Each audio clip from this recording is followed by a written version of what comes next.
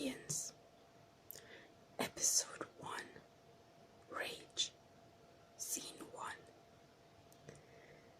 Great! Annika slammed the door of the mailbox, but of course it opened again. In no mood to be tolerant of the box sensibilities, she kicked her with her foot, hard. The thing had a mind of its own, though. Bloody stupid thing. Annika crawled between her teeth. Holding the lid closed with her foot, she turned the key viciously in the lock.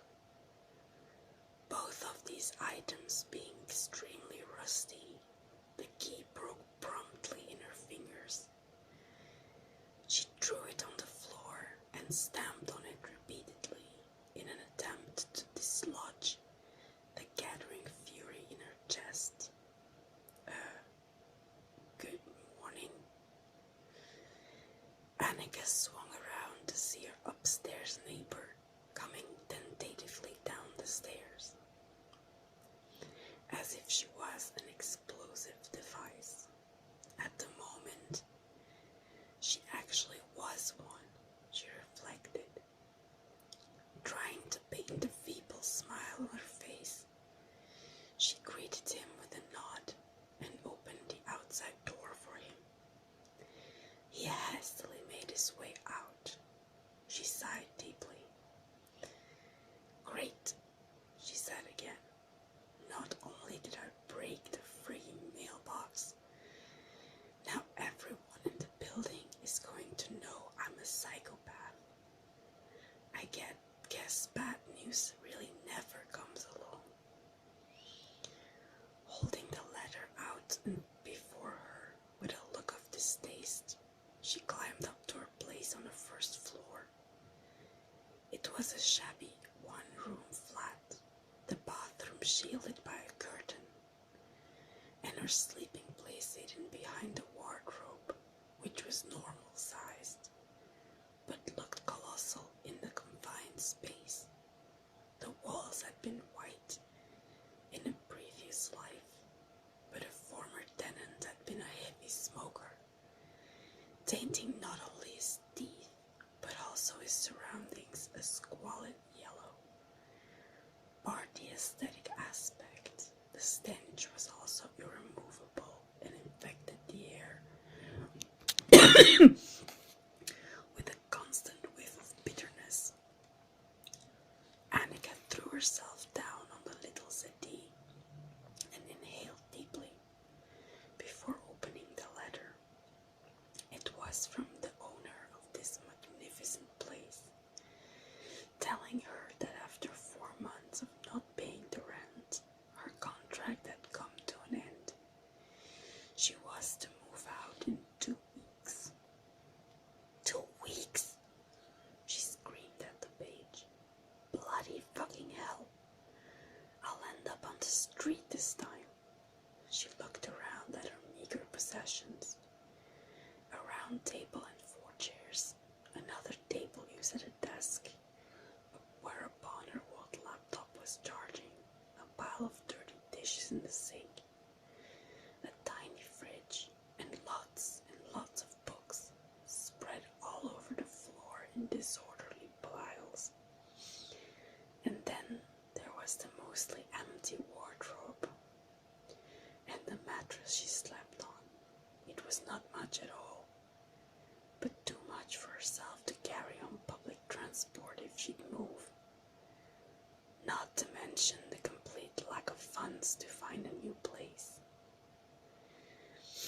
The owner should pay me to live here, she grumbled. She'd been unemployed for almost a year now, and her meager savings had gone down the drain a long time ago. Recently the small aid she received had been retracted, and she'd been living on scraps of occasional translating jobs, some volunteer work, and compensated marketing inquiries, where she lied profusely, considering she couldn't even afford to look at a Mary Jo bra or Johnny Walker bottles, let alone buy them. supposed to do now?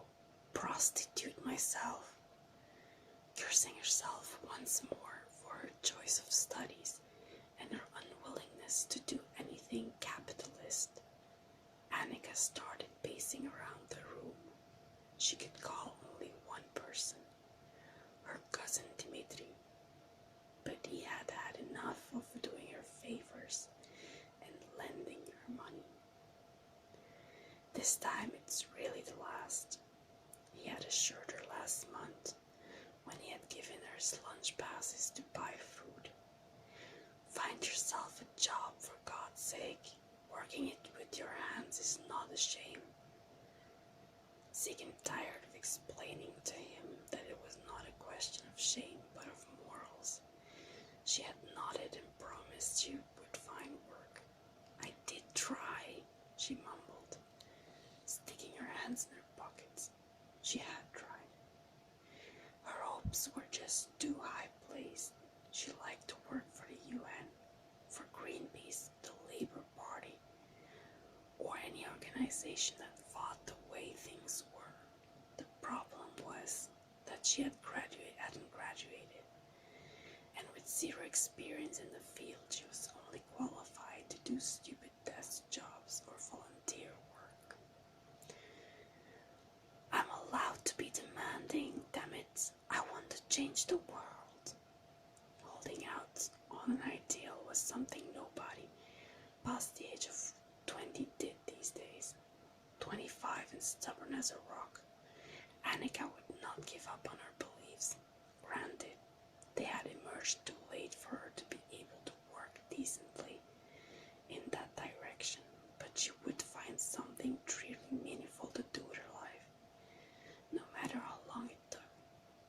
Truth be told, she knew she was making herself suffer. She knew the chances of finding an open door where she needed one were slim, but she couldn't give in and settle. Near death did that to a person. She picked up Shakespeare's Hamlet from the top of a pile and thumbed idly through the pages without really seeing the lines.